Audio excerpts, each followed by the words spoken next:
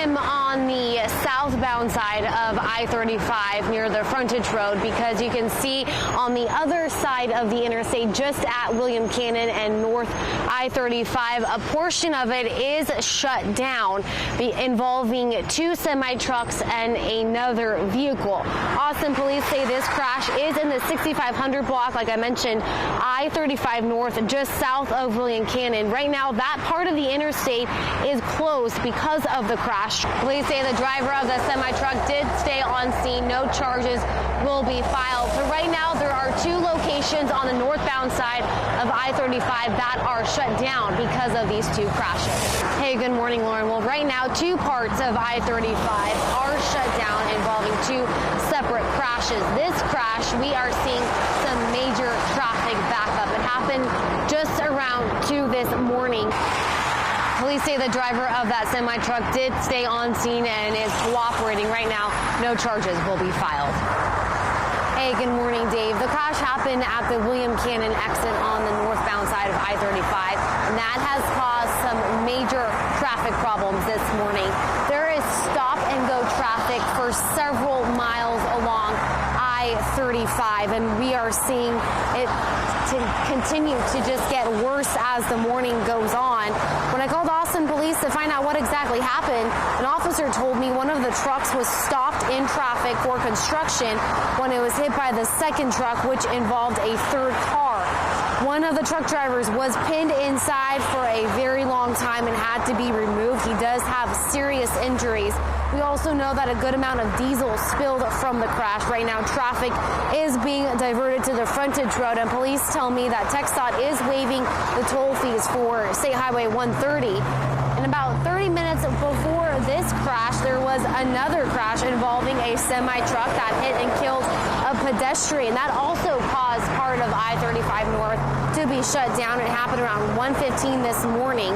Medics say that a woman in her 30s was pronounced dead on scene. We do know that the driver of that semi-truck stayed on scene and is cooperating. And we know from a previous story we covered on a fatal involving a pedestrian, between January and September, 23 people were killed crossing an Austin roadway. That is 10 more during that same period last year. 16 of those 23 cases involved people crossing where it was not allowed. As for this crash involving those two semi-trucks and that third vehicle, we really don't know when I-35 will be back open. Back to you.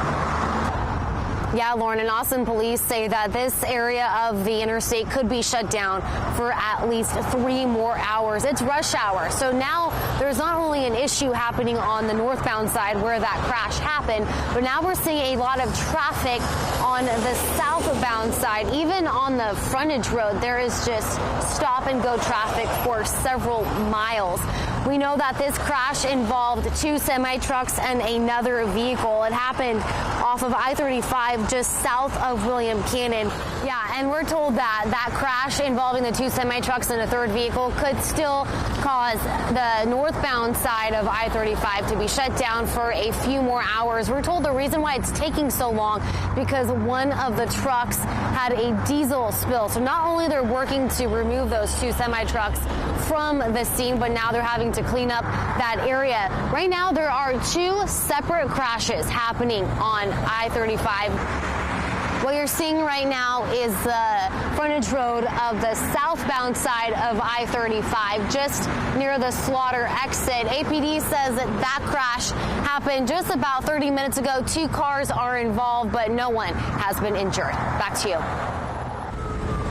Hey guys, well, I just checked in with Austin police because we do know there was another crash that happened by the Slaughter exit, and they said no one was injured, but we are seeing, like you just saw right now, a lot of police officers continue to drive by us and EMS, so we're thinking something else is going on the southbound side of I-35. The northbound side of I-35 at William Cannon was shut down for more than 7 hours this morning. It finally reopened around 9:15, and that crash involved 2 semi-trucks and another vehicle. When I called Austin police to get more information, an officer told me one of the trucks was stopped in traffic for construction when it was hit by the second truck, which involved a third car.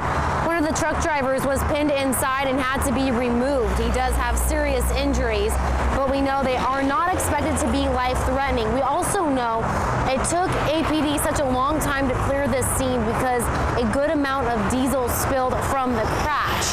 Traffic was diverted to the frontage road for several hours, and about 30 minutes before that crash, a semi-truck hit and killed a pedestrian, and that caused another part of I-35 to be shut down. It happened around 1:15 this morning near the 8200 block of the north side of the interstate. Medics were first on scene following Austin police.